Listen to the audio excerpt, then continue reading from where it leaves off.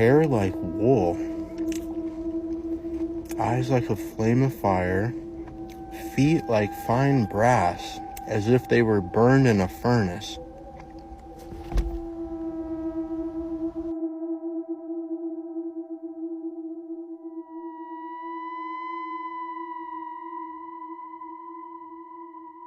All right, Grand Rising family, welcome back to my YouTube commentary. Thank you so much for being here.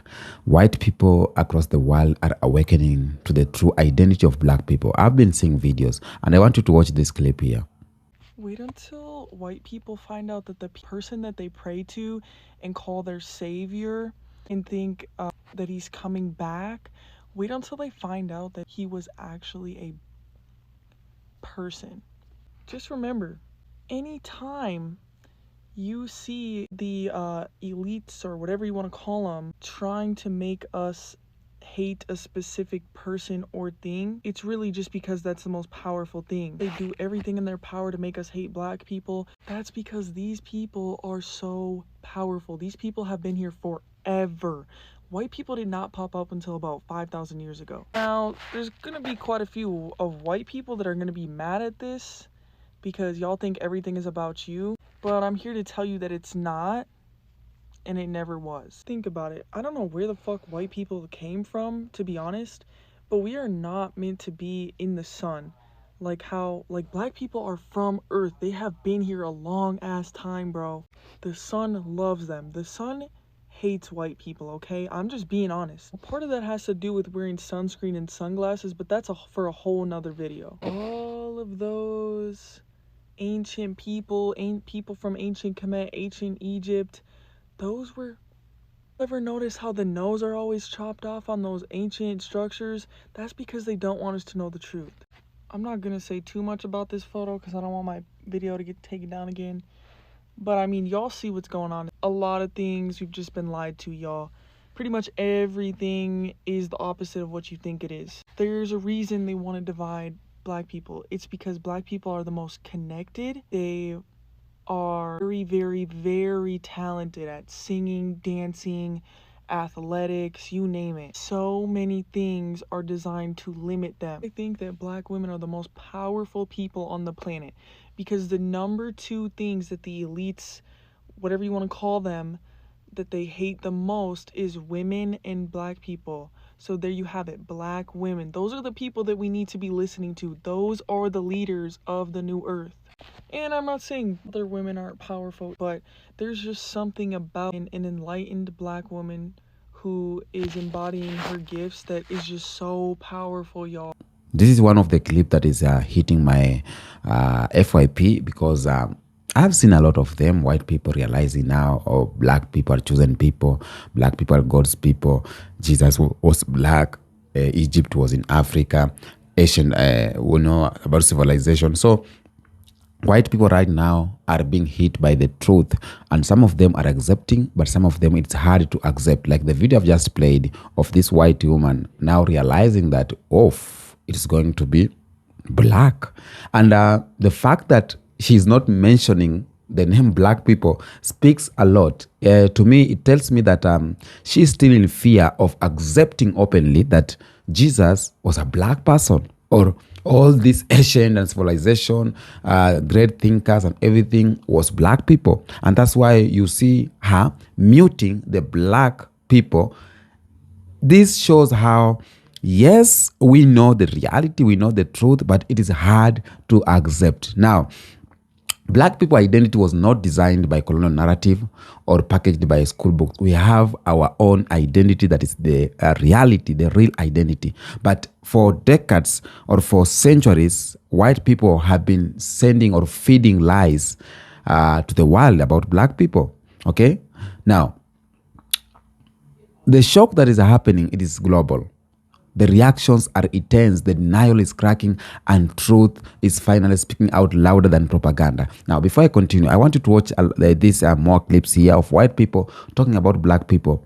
They are now realizing the reality, you know, and this is the pure reality and the truth. Let's watch this one. The Egyptians are not African. I'm sorry. Do you know where Egypt is? Yes, it's in Where? North Africa. Okay, stop. You stop right there. You just said that you said the Egyptians are not African. Are white South Africans No, African? wait. Yes, they are African. See, okay, to be African means you come from the continent of Africa. So if you come from the continent of Africa, that's who you are. So that means you're an African. So and you do know. Do you also deny science that man originated from Africa, or do you say that's false science? What are you talking about? I mean, what are you referring to? I'm talking Science. archaeology. I'm talking biology. I'm talking science. In terms of the where did man originate? Where scientists, white scientists. Egypt was an amazing civilization. I didn't it was say not created by black Africans. I'm sorry. It wasn't. Who created it? People who are white. How are people? You can look actually look at art, and they differentiate between races. No, I got to ask you a question. How do you from ancient Egyptian art? You do know those were black people. You do know. They weren't. You do know from science you can't get black from white. You can get white from black. You do know when it comes to evolution. What? When it comes. Oh, I see what you're saying. Do you never studied science? I see what you're. Yes, I have. No, so but I mean, I'm not a scientist. Are you? But man originated in Africa. Yes or no? That is a consensus. Yes. Okay. So if man originated in Africa, which means that they were Africans, then all of a sudden, when you talk about the amazing works of the Egyptians, they were people of color. I know that's a little rough for you to handle, but I know you want to hold on to that somehow thinking whites built the pyramids, but I'm trying to understand. Yeah, we did. No, you didn't. No, you didn't, because first of all, they were building things in Egypt while white Europeans were still in caves. That's a fact. That's a fact. Okay. Sure. Look, we know all human beings came from Africa. That's the birthplace of humanity itself. And then the most complex structures that have ever been created also are in Africa. So if you would imagine that those people had been given enough time, whether it's 20,000, 30,000 years, to evolve these technologies, and then boom, hit by giant rocks from the sky and millions of people are killed. The people that are left live a barbaric existence for thousands of years and then relearn civilization and starts from scratch. That's what Graham Hancock is talking about. Yeah. That's what Randall Carlson is talking about. That's what John Anthony West was talking about while he was alive, who has an amazing series called Magical Egypt. It's a multi-part DVD series that details like the incredible complexities of the structures and how they related to the cosmos and magic stuff. Just my testimony in how I, a Gentile white male who grew up in a conservative evangelical community, how I became awoken to who the true chosen people of God are, the true Hebrew Israelites really are. And to share the entire story, I will say that question. And he said, my son, they are my true chosen children. They are the true chosen people of me. And to back up that voice, he led me to Deuteronomy chapter 28, where in the first time in my life, those words bounced off and penetrated my heart, and I wept when I finally, after all these years, got an understanding to why our so-called black brothers and sisters in this country and around the world are so mistreated, and especially in this country are so oppressed. It's because they are the true chosen people of the Most High God.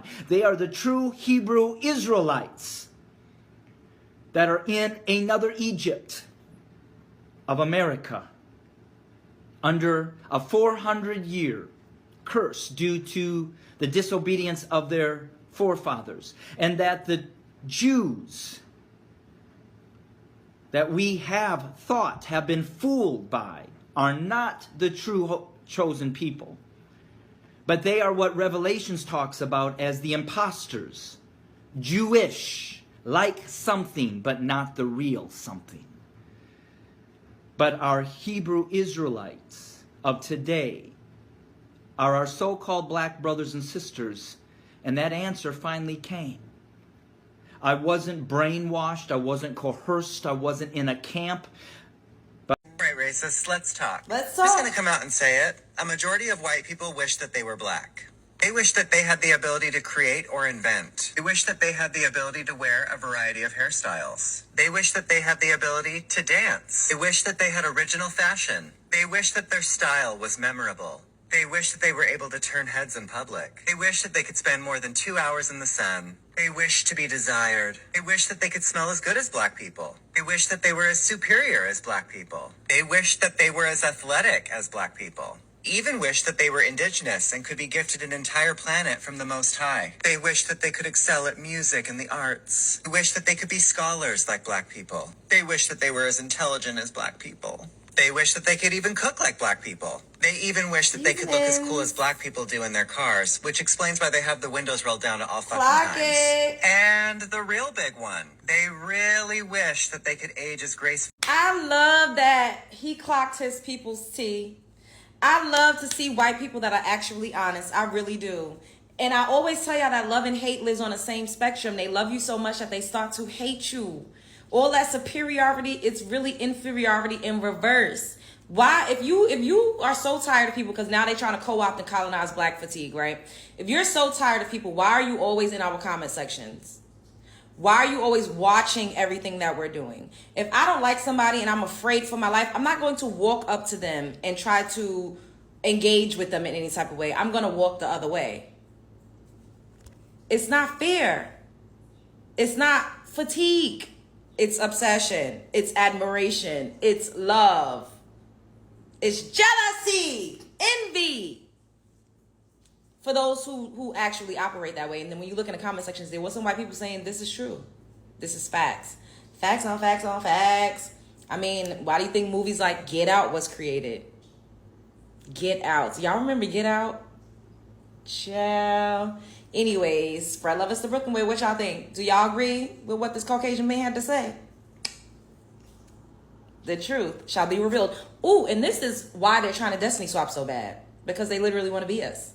They want to be the ones that was oppressed. They want to be the ones that's experiencing racism. They want to be the ones that, is on the opposite side of history.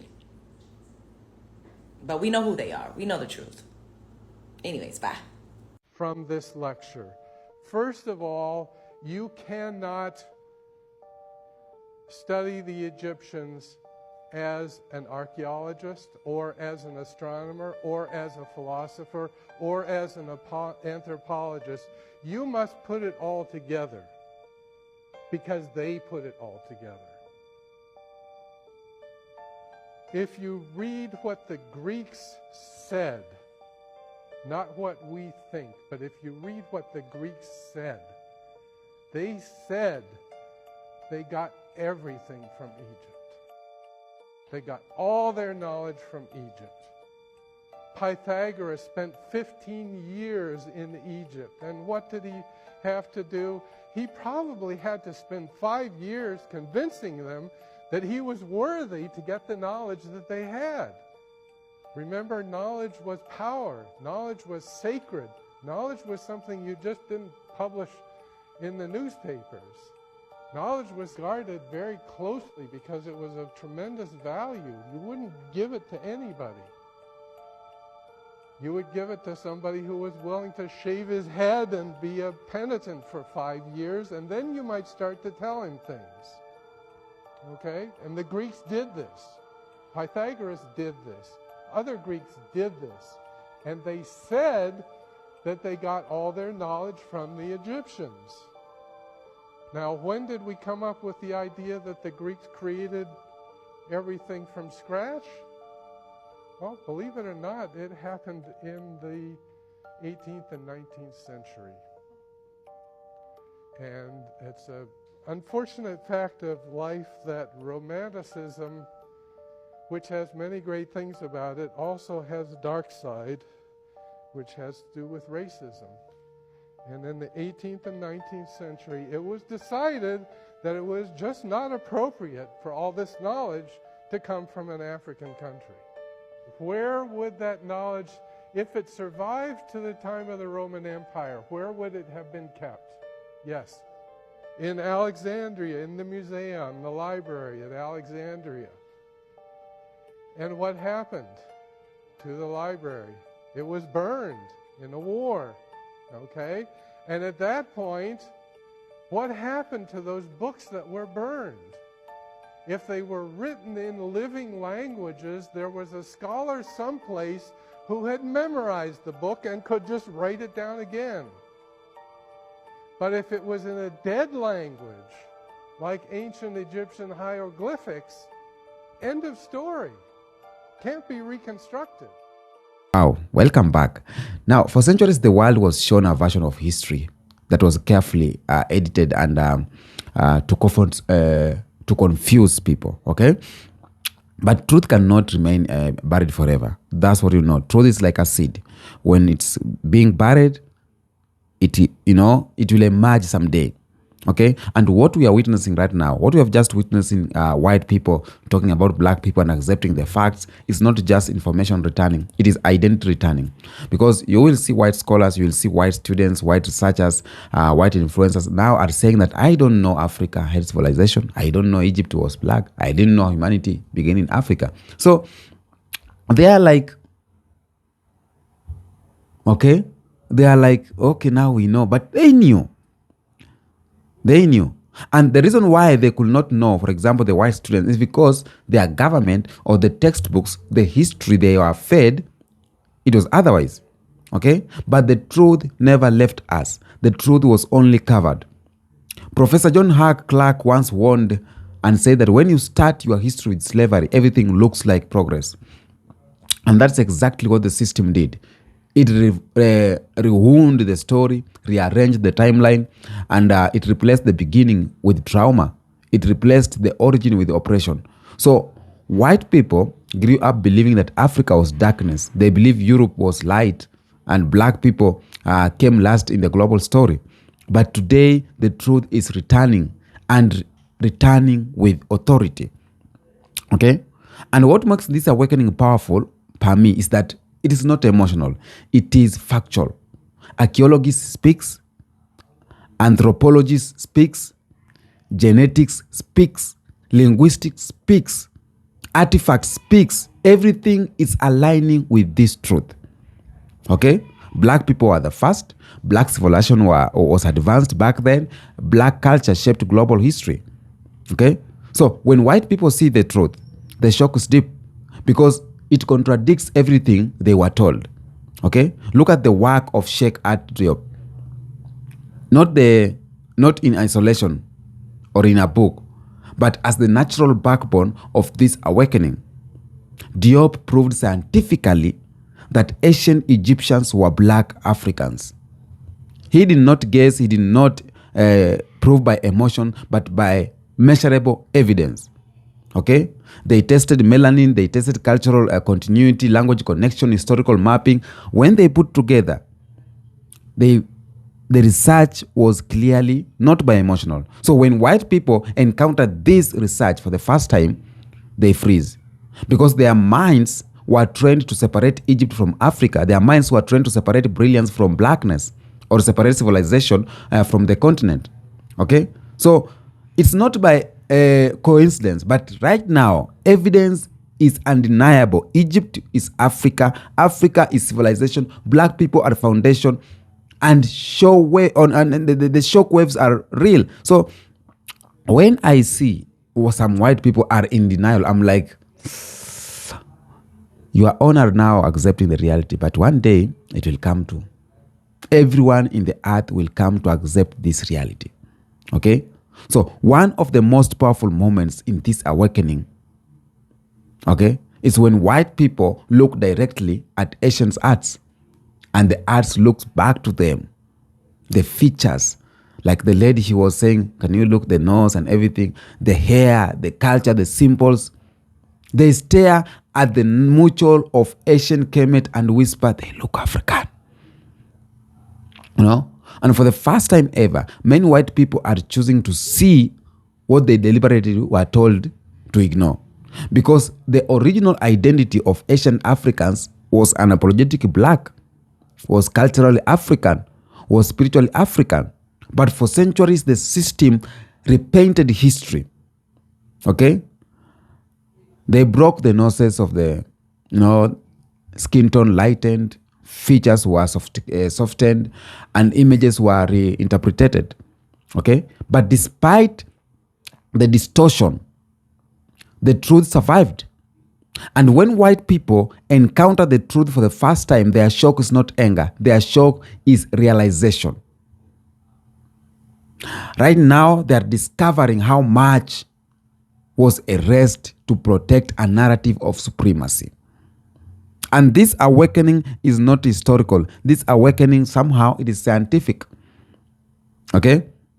Modern genetic research confirms what African spirituality tradition always taught. Humanity began in Africa. The first human were dark-skinned. So when white researchers read this, their reaction is like, wait, what? Why didn't we learn this? We were never told this. And that's just to realize that how your own system betrayed you. Your own system lied to you. Because if white people grew up knowing the truth, the entire system of racial hierarchy collapses. And Dr. Frances Cress Welsing explained this decades ago. She said that racial narratives weren't just about color. That was psychological weapons that were created to protect insecurity and maintain illusion. And white people reading her research today are stunned, and they are saying things like, this changes my worldwide, this changes how I see Africa. So something is changing on white people. And that is the awakening I'm talking about. Truth changes everything. Okay? And the shock happening today is not just because black people suddenly become powerful. It is because black people have always been powerful. So the shock is happening because the system can no longer hide the truth. And for a long time, white narrative dominated and said Africa has no history. They said Africa was backward. Africa contributed nothing. But now the world is discovering the truth that Africa had kingdoms, science, literature, universities, philosophy, technology, global influence, name them. Okay? So history was not silence. History was silenced. And right now, the page that were torn out are returning. Now, allow me to say this. For the longest time, the narrative was fragmented intentionally. History was chopped into pieces intentionally. Africa was isolated. Europe was elevated. But now, people digging deeper, they begin to connect the dots. They realize that Africa traded with the world. They realize that Africa influenced global spiritual systems. And white people are seeing this connection for the first time, are stunned. And I'm so glad that they are coming out and making videos. But most of them, they are making videos not because of acceptance and now starting to align, and people are making, some are making because of fear. Some are making because of clicks. And that's why I always tell people, don't be overjoyed that white people are now realizing this. Okay? We need to be sober. Upon perceiving this acceptance, we need to be sober on it. We need to know. We need to distinguish. We need to see who is the real one and who is not the real one. Okay? The shock intensified when white people discovered that African civilization was not primitive. They were sophisticated, organized, structured, and monumental. But this shock, are they real? Will they come out and agree openly and say, okay, now we're going to give back history of Africa, we're going to give back the identity, we're going to pay reparations, we're going to do this? Will they do that? If they won't do that, if they won't talk about reparation, personally, I always say, a white man can come here and talk about racism, talk about segregation, what was bad, it was this, it was that. But when he doesn't or she doesn't talk about reparation, she doesn't talk about taking back what belongs to the Africans, then she has no longer accepted, or he has no longer accepted it fully. Okay? Now, let me talk about something here.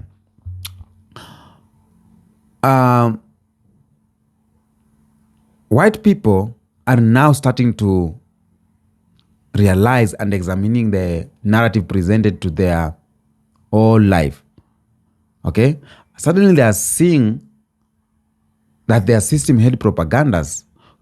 Colonialism had propaganda. Textbook had bias. They are seeing that. And white people are not just discovering historical facts, they are encountering spiritual truth too. Because Africa identity is not only intellectual, it is ancestral, it is spiritual, it is energies. Okay?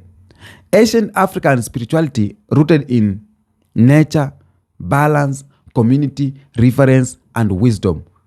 Right now, it is being studied globally. And white people are now reading about it. They're now reading about Maat. They're now reading about Kemetic symbolic. They're now reading about Yoruba cosmology. They are reading about Ubuntu philosophy. They are reading about African creation stories. Okay? And most of them are realizing that this one is very deep. It is the idea that everything is connected, that nature itself communicates, the earth that ancients guides, the purpose is embedded in identity. So when white people experience this depth, they realize their understanding of spirituality was limited. Professor Sheikh Anta Diop highlighted how African spiritual concepts influenced early human consciousness. And now white people see how African spirituality shaped global ideas and they are shocked. And let me say this. I always say, even white people, they were misled. Okay? They were not only miseducated about Africa, black people, they were miseducated about themselves too. They were taught superiority, not reality. They were taught dominance, not connection. They were taught that the pride, but not truth. They were taught a worldview that disconnected them from humanity, from empathy, from global heritage. And right now they are seeing it and they feel betrayed too. And it is obvious. For our parents to guide you, for our parents to take care of his children, for our parents to make his children believe everything, first, he has to manipulate them. For example, if there are two parents, a mother and a father, and then mother, they are divorced, and mother will go with the kid. Some of them will manipulate the kid to believe that the father is bad. And this kid will grow up having this mind. And that's what Europe did to its children. White systems did to white people. Okay? Now, I want to note this awakening is not about division. This awakening is just a revelation because the truth doesn't divide. The truth needs to expose what divided us. Okay? And the truth is, black people are not inferior. Black people are not secondary. Black people are not derivative. Black people are not latecomers. But black people are central, foundational, architectural of humanity, carriers of ancient wisdom. So when white people accept this truth, the distance between races begins to shrink for reality. If they accept this truth deeply, they accept humanity began in Africa, civilization began in Africa, spiritual awareness began in Africa. Everything flows from the source, and the source is African. So the awakening of being, accepting Africa brings humility. And that's what white superiority does not want. They don't want this truth to go out, because when this truth go out, their dominance will end. And the fact that I'm seeing white people coming out and talking about this, it's a plus. It just shows that how black people are winning. It just shows that how the future of the world is rebalancing itself. It just shows the scriptures of the Bible, the first shall be last and the last shall be first. How? Because by accepting this, that means that you will go back and take your position. And your position is not there where you are. You are sitting on the position of black people. So you need to step down and say, you know what? This vote was stolen. Now I accept defeat.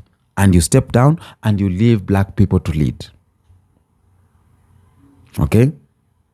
So this is awakening.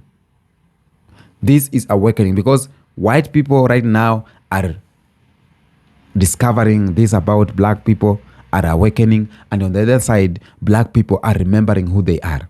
So this is important because awakening is not complete until black identity is restored. Okay? And the shock white people feel is just temporary.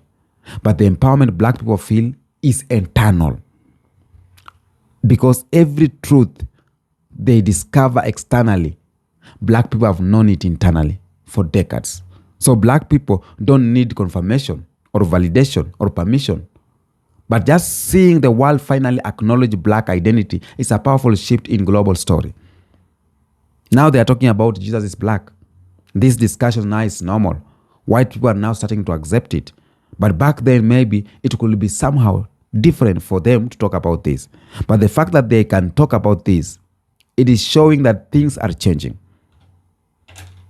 Things are changing. Okay? So the identity of black people, it is so powerful. And that's why it was hidden. And that lady on the first video said it openly, that when you see white supremacy, when you see white systems trying to make you hate another group of people or trying to make you disguise another group of people, it shows that that group of people, it's powerful than them. And that's why they are doing anything, everything to put them down. But behold, believe me, things are changing. When you see to African youths are now calling out puppet leaders. African youths now, they don't want this here and there, politics of the IMF and everything, the Western influence. Now African youths and African people are accepting their real culture, are accepting the blackness. That's to say that black people are finally believing in themselves. And that is to show how things are changing. Okay?